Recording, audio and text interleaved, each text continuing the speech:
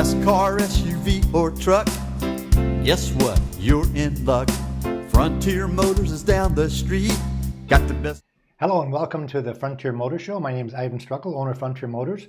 And here we go again, giving you another episode of what's going on in the car industry.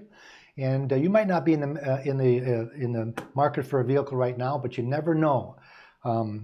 Every morning I hear about this crash and this crash and this crash. So sometimes people run red lights and next thing you know, your vehicle is compromised and you're in the market for a car. So if you are watching this show, Frontier Motors has been in business going on 25 years now, and we are the go-to dealer for advice when you're in the market for the car. And it's not necessarily that you have to come and buy a car, but we would like you to come in and find out about what we have available, find out about certain vehicles, which vehicles are good vehicles and bad vehicles based on our experience and also based on what Consumers Reports shows, which we have the Consumers Reports available. And we will let you know if we feel that they're correct or not correct. Also, I think the main thing is to give you an idea real quick, like what a particular car is going to cost. Some customers come in and they have a budget. They've either turned that into a payment budget or they've turned into a dollar amount budget. Let's say they've gone to the credit union and they're pre-approved for $15,000. So we kind of work that backwards where a customer comes in and says, what do you have in an SUV with 3 seats in it or a minivan that I can buy for $15,000 out the door, because that's all I have. So we work that backwards, so to speak, so we can let you know with the matter of minutes what we have available to you. So you don't have to spend all day long at one dealer. What we also do is we have all the comparables. So if you're looking at a particular car, some customers say, well, I want to shop around a little bit. And the reason most customers want to shop around is for 2 reasons. Number one, to see if there's anything that they like better that they haven't seen. And number 2, to find out about the pricing of the car. Now, I can't help you. I can't make you like a vehicle over another vehicle. But at Frontier Motors, having over 300 cars in inventory, we pretty much have something of everything. So if you're looking at, for example, we talked about third seat SUVs. Well, you've got a Ford Expedition sitting next to a Chevy Traverse, sitting next to a Buick, sitting next to the Kia and the Lexus. We have them all lined up there. So it's almost like going to a car show where you can, where you can meet one salesperson and look at everything versus going to one dealer, then another dealer, and another dealer. And you know how that goes. Sometimes they'll give you the old, what if I do this? Will you buy it right now? And at Frontier Motors, we kind of sell cars the old-fashioned way. We let you kick tires, take your time, make a decision at your leisure. But one thing that we do to make sure that you're okay with the money part is we give you the price in writing, and we give you the out-the-door figure, which a lot of dealerships don't do. A lot of dealerships will tell you what the car cost, but they won't tell you what the other fees are. We include all of the fees in one, and we hope that when you go to the next dealership, you will expect them to do the same thing. And if they don't give you an out-the-door figure, my suggestion is you walk out because they're hiding something. So you want to compare apples to apples. And I always talk about the fact that the bottom line price is not necessarily the best deal. The best deal is the best overall deal, which means that there are other factors than price that you have to take a look at. And I think the biggest thing that people forget about when they look online at cars, they all look at the car and the color of the car and the price, but they can't see the condition through the screen. You can't see the condition when you're looking at this little phone right here. They all look really good in pictures, but when you get there and you smell the inside of the car, that maybe some dog died in there or it just smells awful, that's a knockout factor. What if the car's all nicked up or scratched up, or what if the inside of the tires are worn out, the spare tire's missing, there's no books, no service history, no history report in the glove box like at Frontier Motors. These are all factors that will do the bottom line, will tell you which one is the better deal for you. What if our vehicle, for example, has 10,000 less miles on it? What if our vehicle has $5,000 more of equipment? And what if some of that equipment are safety features that really should be purchased on your next car? I've got a lot of customers that come in that have perfectly good cars, but the reason they're trading is they want some of the newest and latest safety features. Matter of fact, one of the cars right now, one of the Hyundais that we have on lot, I just found out we bought one of these cars, and these are the self-driving Hyundais. Now, you might have seen the commercial on the Sonata where somebody in the grocery store is parked right next to it. The person can't even get into their door. Well, now you can hit the button on your keypad, and the car will back up 10 feet so you can get in the car. which is a great idea. It sure saves on parking lot dings from car doors hitting you, especially you hitting somebody else's because you're mad because they parked too close. So these are some of the things that we do at Frontier Motors, folks. The main thing is bottom line price and writing. Give you good advice on which car is a good car and a bad car. An example, I've got the Consumer Reports right here, and they came out with a 5-year and a 10-year survey on repair costs. Now, why would that be important? Well, let's say you're buying a 7-year-old car. Wouldn't you want to know if that car is expensive to fix or not expensive to fix? And as I thought, I like BMWs. I was born in Germany. I immigrated when I was 7 years old, so I'm a German car nut. I like BMWs. I like the Audis. I like some of the other European vehicles. But BMW, to me, has always been the most expensive to fix. So don't take my word for it. Consumer Reports has it. The one way on the bottom, that says BMW. The most expensive to fix, over $1,000 in a 1-year period of time if you have a breakdown on a BMW. You guess what the least expensive to fix? Now, I would have never thought this. Not in a million years would I think that the Lincoln automobile brand, overall brand, is the least expensive to fix after the car is 5 years old. Then they did another survey after 10 years old. And maybe because you can get parts really easy. So everybody knows, maybe not everybody knows, but I know that the airbags, for example, on some of the Lincolns, they have airbags, the town cars, and they would deflate. Well, that's an easy fix on a town car versus some other cars. Chrysler's number 2. Chrysler's not the most reliable car out there 5 or 6 years ago, even though they're much better now, but they are the second least expensive to fix. Ford, it's interesting how the domestics are the top 4 as far as the least expensive fix. Ram is number 4, then Toyota, then Chevrolet, GMC. It's really interesting that some of the more reliable cars aren't on the list of being the cheapest to fix. So if you have a reliable car, that's really a good thing. You don't fix it as often, but if you fix it, it will cost you more money to fix some of the other cars. Like, for example, an Audi is now a reliable car. It's quite expensive to fix. The Volvo's way on the bottom. The Porsche is quite expensive. The second from the most expensive would be a Porsche. So these are things that we share with you because we're an independent dealer, folks. We don't have to sell you a car. If you go to the BMW dealership, they're not going to show you this.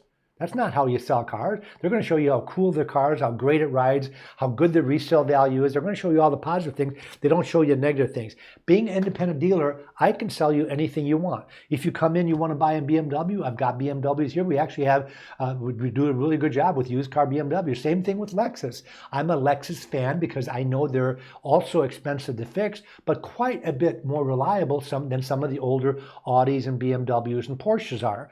So that's the way that I would steer you based on our experience.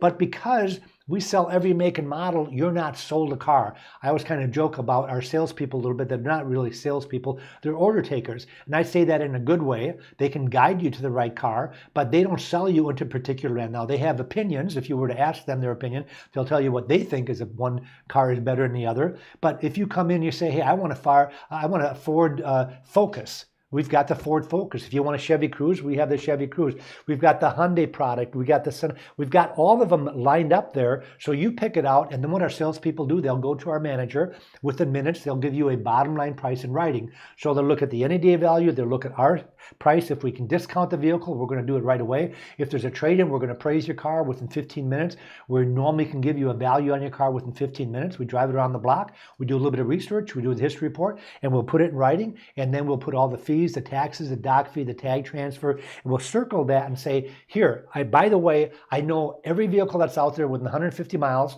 or 500 miles or nationwide if you want, and I can tell you what the other dealerships are selling their cars for, so you can compare without even going to those other dealerships.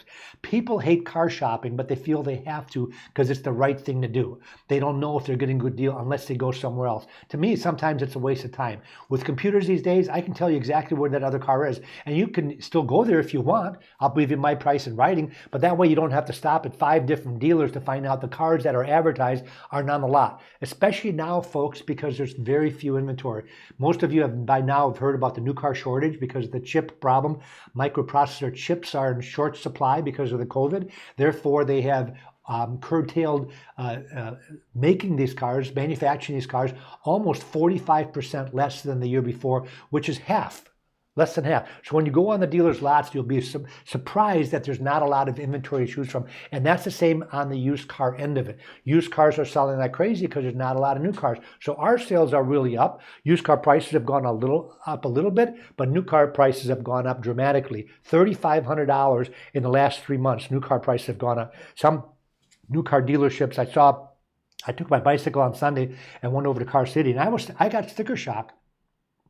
Because I looked at the MSRP, which is the manufacturer's suggested origin, the list price on it, and next to them they have a markup. They have dealer adjustment. Some of the pickup trucks in Car City have a $7,000 and an $8,000 marketing adjustment. Basically what they're saying is that because this vehicle is in hot demand, we're going to mark that car up $7,000 over list price. And then what they do is they'll knock off a couple of $1,000s and pretend like you're getting a good deal. I don't feel that's a good deal, but that's if you want a car now, that's what you do. Some dealerships like Ford, for example, a manufacturer nationwide, has gone to mostly order outs only. You see these trucks coming into these dealers' lots, everything's pre-sold. So if you're looking to buy a vehicle, a new car, I can't talk you out of taking the depreciation on a 1-year-old one, and you're going to buy a brand new one. You better get in line because you're going to wait for that car. You're going to give a deposit. You're going to pay over list price, and you're going to have to wait sometimes between 2 to 4 months to get the car, depending on which car and how popular that particular car is. Now that program, by the way, has been on the new Corvette for the last 2 years. They came out with the new Stingray 2 years ago, and that car has been selling between $10,000 and $20,000 over list price all over the nation because they can only build a certain amount, and the demand for that car is almost 3 times as much as the supply. So what the dealers are doing is they're marking these cars up. Matter of fact, some of the dealers, instead of marking up to their customers, are just taking them to the auctions and selling them to dealers for $20,000 over the original list price of the vehicle. It's crazy, but if you want one, that's what you're going to end up paying. And there aren't any dealers out there right now that have any inventory of brand new Corvettes, and if they do, they have them because they're marketing up so much that they're putting them out of sight. It's crazy. I actually wanted to buy one for the lot, and I've been looking to buy one for the last 2 years. I still can't force myself to pay over list price for a car, not to mention $20,000 over list price for the car. It's absolutely asinine if you ask me. But again, that's just my opinion. Now, a couple of things I want to let you know that Frontier Motors does is one of the things that we do is we do give you a free appraisal within 15 minutes. So if you're going to buy a brand new car or a used car somewhere else, or perhaps you're going to buy a car from your neighbor or a friend or somebody at work and you have a car that you have to sell, we can give you appraisal on that car. We can tell you what to sell it for. We can also tell you within 15 minutes what we'll write that check for. And that sometimes is a safer bet than putting it on the Facebook Marketplace or Craigslist and having people come over to the house, having people want to test drive the car, having people going to try to work you on the price. Maybe they have a trade-in. Maybe they want you to finance it. Maybe they want to take the car for a day and get it inspected. These are all no-nos in my book. So the easiest way to make it the safe transaction is to bring the Frontier Motors, bring that car to Frontier Motors, and we will write you a check for it. If you have a payoff on that car, we can make the payoff for you. Some people, it gets a little complicated, but if you, let's say you owe $20,000 on that car, we're going to go ahead and pay that car off. And as soon as we get the title for that car, which sometimes is electronically the same day, we can give you the balance of the remainder. Of course, we'll do a contract for you to make sure that you have that money coming if you have a payoff. Some people owe more money than value in car, and you have to kick in money. Some people owe less. So it just depends on your situation. Most people that owe more money on the car are the people that didn't take my advice. They went and bought a brand new, and they found out that Consumer Report says the first year average depreciation is 27%, which is $9,200 average depreciation in the first year alone. Isn't that crazy?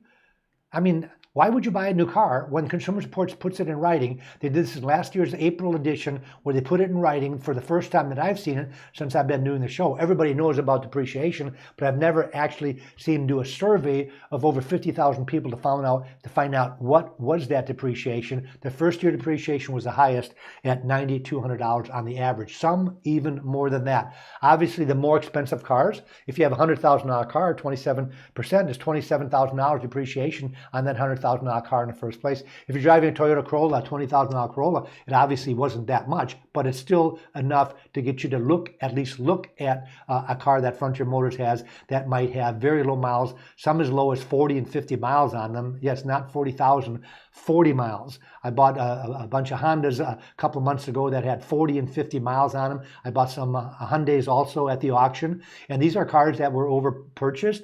Some of them at times have been over purchased by rental car companies. Some of them are dealers that need the money, that have paid cash for the cars. Now they need the cash back, so they have to raise cash, so they just take those cars to the auction, and that's where we get them. Sometimes they're directly from the manufacturer, where they have cars that they haven't sold to the dealers. That is becoming harder and harder with the chip problem, because almost everything is pre-sold these days, and it's been harder for me to get cars, and that's why I put the word out on the street more than ever before to private individuals that have a car. Maybe they're doing the Dave Ramsey thing, that they're getting out of debt. Maybe you bought that car and you thought, darn, I shouldn't have, the payment's $500, the insurance is $150, the gasoline's not the best. I bought that big truck, that V8 truck, maybe I should have done that. And they bring it to Frontier Motors, and I'm able to purchase that car and still give you more than book value, but you're still going to lose money on it. But the amount of money that you'll lose has been less than normal because of the increase of what they're doing right now on the new car lots by marking those cars up obnoxiously high. So we also have the reliability ratings. I talked about this briefly, and I'm shocked to announce that the number one car out there for reliability, according to Consumer Reports, for 2021, you'd never guess this. If I was going to guess, I would always say the old three, Honda, Toyota, Lexus, Nissan. Well, guess what? It's not. It's a Mazda. We do a really good Mazda business.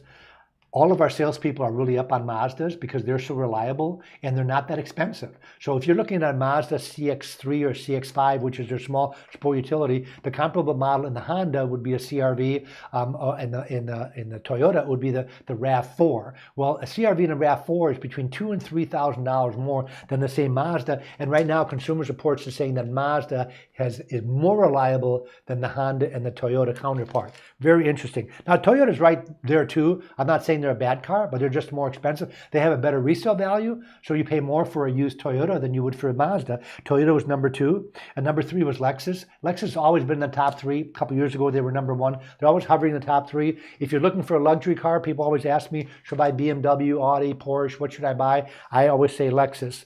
The reason I like selling Lexus, because I never, ever, ever have a customer complain. I don't remember in the 25 years where I've sold a Lexus to a customer and they came back 3 or 4 years later and said, I wish I wouldn't have bought that car. Everything breaks. Everything can break. You can have a freak thing, where you bought a Lexus, for example, and something broke. But the percentage of that car breaking down is so rare. And people say, well, there's not a local Lexus dealer. It doesn't really matter because you're not going to have a breakdown. And I've yet to have a customer be mad that I sold him Lexus. And Buick, can you believe it? Buick is number 4. Who would have thought? Buick's never been that good of a car. And Buick right now has managed to be the 4th most reliable vehicle according to Consumer Reports, not necessarily according to Iven at Frontier Motors, but according to Consumer Reports. Honda was number 5. Honda for a while was number 13. Everybody always thinks that Honda every year is the best vehicle out there. It's not. Matter of fact, right now they have made their way up. They're much better than they were about 4 years ago, and they're at number 5. Then Hyundai. Who would have thought that Hyundai and Kia, which about 20 years ago we couldn't even sell them. We wouldn't buy a Hyundai or Kia 20 years ago because our banks wouldn't finance them, and the banks wouldn't finance them because they wouldn't last for the term of the loan. They would expire before the loan expired, so people would stop paying for a car they couldn't drive. Well, guess what, folks? Hyundai and Kia not only have the best warranties in the business, they are also now one of the most reliable brands out there. And Ram has never been, Ram pickup truck, for example, years ago, awful trucks. 10 years ago, guess what? Ram is the number 1 truck out there right now. The Ram truck and the Tundra are the 2 most reliable full-size pickup trucks out there. And if you don't know that, they don't call them Dodges anymore. The pickup truck version now is called a Ram. Kind of stupid, but that's life. Subaru Subaru has always been up there. Subaru is one of the best brand cars. So all around, Subaru is one of the greatest cars out there. They are way up there in reliability. Also, we sell a lot of Subarus, and I cannot believe that number 9, ahead of Infiniti, BMW, Nissan, is actually Porsche. So Porsche has made a big turnaround.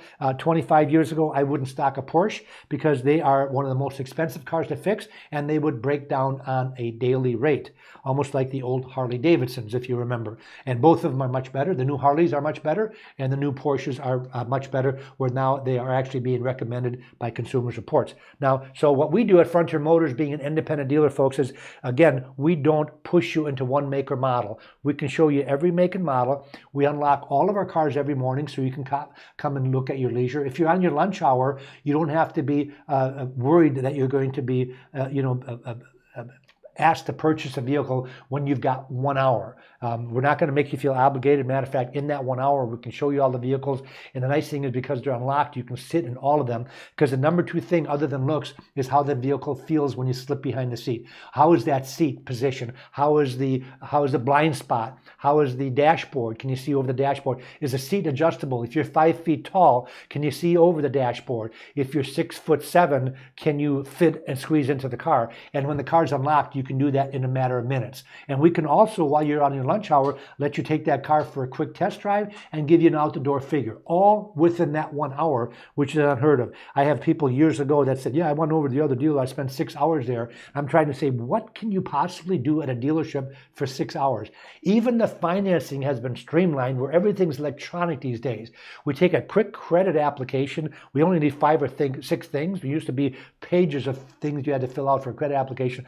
And within seconds, we can have you a pre-purchase authorization and let you know what the interest rate, if you decide to finance through the dealership, what the interest rate is going to be and what the payments are going to be. And you'll be pleasantly surprised that the interest rates to the dealers weren't like they were years ago. Used to be a big profit center for the dealerships. The dealerships now had to get smart. For them to finance you, they better be competitive, especially in Pensacola because of all the credit unions. You got Penn Air, you got Harvesters, you got Members First, you got all these credit unions that give you really good rates. So the only way I can get your business for financing is I've got to match the rate, and I've got to make it easier to do business with us. And also, if I can match it and you can sign up right here, you can leave your credit union line of credit open for something else. Maybe you want to buy a boat, maybe you want to buy a jet ski or a house or something like that. So it would be not a bad thing to diversify your credit and not have everything through one source in case that source goes bad.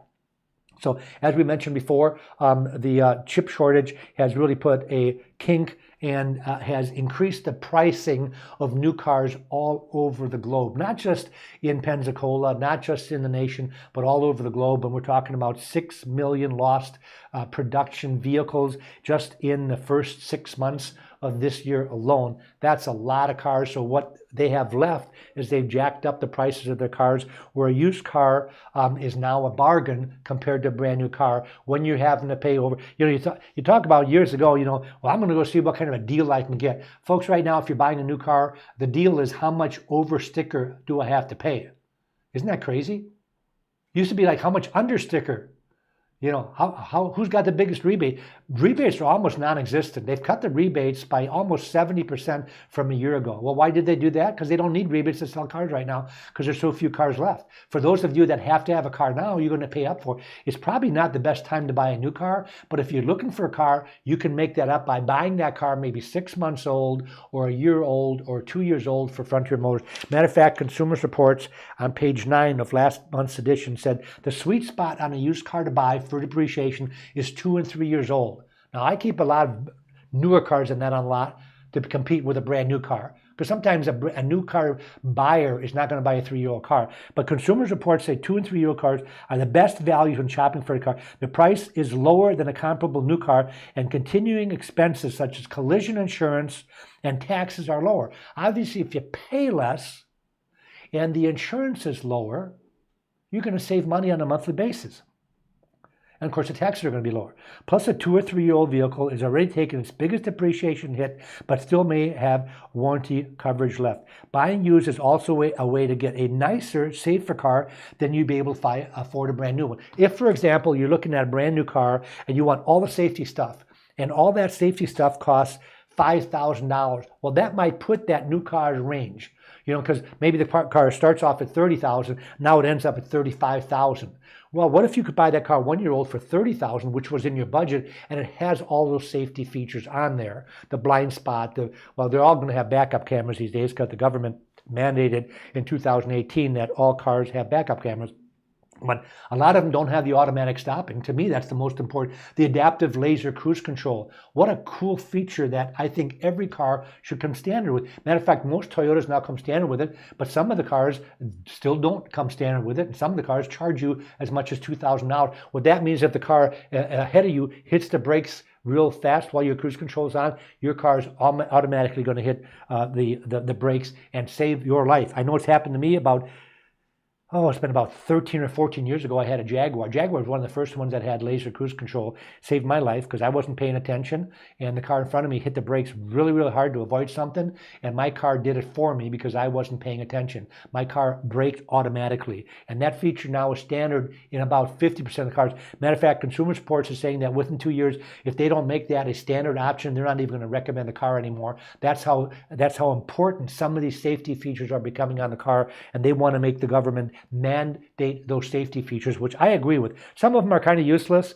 but some of them are really good, like pedestrian protection, so you can see if there's somebody behind it. The backup cameras, I'm not into the government very much, but I thought the government did a great thing when they said that all cars from now on have to have backup cameras, because so many children were getting run over and pets were being injured because they didn't have the beeper going off when you put it in reverse and you couldn't see. So I think that's a great thing that the government got involved with. Same thing with the crash tests. The crash tests are much more stringent than they used to be. So now if you have a car, it forced all the manufacturers to make sure that their cars have a good crash rating, which almost all of them do now. Cars are much, much safer and much more reliable than they were about 20 some years ago when I got in the used car industry. And I was also in the new car industry for 25 years. So I've been doing this since I was about 15 years old. So the experience is here at Frontier Motors, folks, and we will share that experience with you. I've got 4 sales managers, and we have 13 salespeople standing by to help you make that car buying experience a safe one, not so much safe as, but an easy one that takes the pressure off for you, where you don't feel that you have to buy a car today. And the only way that I can do that is by giving it to you in writing and making sure I've got the best deal right off the bat. Because if it wasn't the best deal, I'm not going to see you again. So I do the research. I have all the comparables within our city, within nationwide, as a matter of fact, to make sure I've got maybe not necessarily always the best price, but always the best deal, by making sure I have the car that has the lowest miles, the most amount of equipment, the best color, and most importantly, that you can't see when you look at pictures, folks, and that is the best condition of a car, which also includes a good smell. When you open the car door, if it smells like smoke and you're not a smoker, first thing you're going to do is walk away. That's not going to happen at Frontier Motors when you open our cars. You'll be pleasantly surprised when you come to Frontier Motors that our cars, even the older used ones, look like brand new cars. Check us out on Facebook, check us out on YouTube, and also go to our website. This show is going to be recorded on our website and on YouTube, so if you know anybody that's looking for a car and they don't know where to go, you can say, hey, go check those guys out at Frontier Motors. Just YouTube us, and this show will be out there to give them a little bit of idea of what we offer at Frontier Motors. And especially one of the things I started the show with is that we do buy cars off the street. I know everybody's advertising that, but I can give you a buy figure within 15 minutes. We always have at least 3 of our 4 appraisers on duty, and that way I know I can get you in and out, especially if you're on your lunch hour and you want to know, hey, what would we write you a check for? We can actually do that whole transaction process within about half an hour. If you got the title in your back pocket, we'll write you a check and we'll sign it over, and away you go, and just have somebody pick you up and we'll be done. Check out our website. We've got over 300 vehicles in inventory. We've got 31 detailed photographs, and all of them have prices. I've got to run now, so thanks for listening and thanks for watching. Have a great day. Auf Wiedersehen.